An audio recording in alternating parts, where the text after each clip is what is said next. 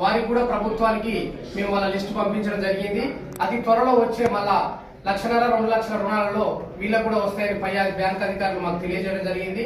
కాబట్టి మేము ఈ సమావేశంలో అందరం కలిసి ఏకగ్రీవంగా రైతులకు రుణమాఫీ చేసినందుకు తెలంగాణ రాష్ట్ర ప్రభుత్వానికి, ముఖ్యమంత్రి రేవంత్ రెడ్డి గారికి, అదేవిధంగా మంత్రులందరికీ కూడా మేము హృదయపూర్వకంగా ధన్యవాదాలు తెలియజేస్తున్నాం. ఈ రుణమాఫీ ప్రక్రియకు సహకరించిన రాష్ట్ర మంత్రులకు, ఎమ్మెల్యేలకు, ఎమ్మెల్సీలకు అందరికీ కూడా మా రైతు సేవా సహకార సంఘం తరఫున హృదయపూర్వక ధన్యవాదాలు తెలియజేస్తున్నాం.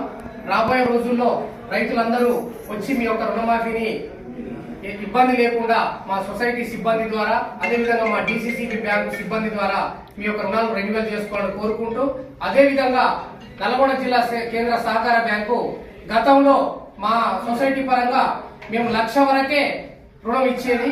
అట్లాంటిది భూమి ఉన్న రైతులందరికీ 1,00,000 నుండి 1,50,000 పెంచమని మాకు బ్యాంకు ద్వారా ఆదేశాలు రావడం జరిగింది. రేపు ఇవ్వబోయే రుణాల్లో మేము రైతుకు ఎకరానికి 45,000 ఎమ్మటి ఆ రైతుకు భూమి ఉంటే 1,50,000 వరకు ఇవ్వడానికి మేము సిద్ధంగా ఉన్నాం. కాబట్టి రైతులు ఈ అవకాశాన్ని సద్వినియోగం చేసుకోవాలని మా పాలక వర్గం తరఫున కోరడం జరుగుతుంది. రైతులు ఇప్పటికే మేము మా సొసైటీలో ఎరువులు, యూరియా, డిఏపి 2020 ఇవన్నీ రైతులకు అందుబాటులో ఉంచినాం. ఏ ఒక్క రైతుకు కూడా ఈ తుంగతుర్తి రైతు సేవా సహకారంలో ఇబ్బంది లేకుండా గతంలో లైన్లు కట్టి చెప్పులు లైన్లలో పెట్టి ఉండే పరిస్థితులు ఉండే, కానీ ఇప్పుడున్న పరిస్థితులలో మేము ప్రతి ఒక్క రైతుకు రాగానే ఎమ్మటే యూరియా బస్తాలు, డిఏపి బస్తాలు వారికి కావాల్సిన ఎరువులు అందజేయడం జరుగుతుంది.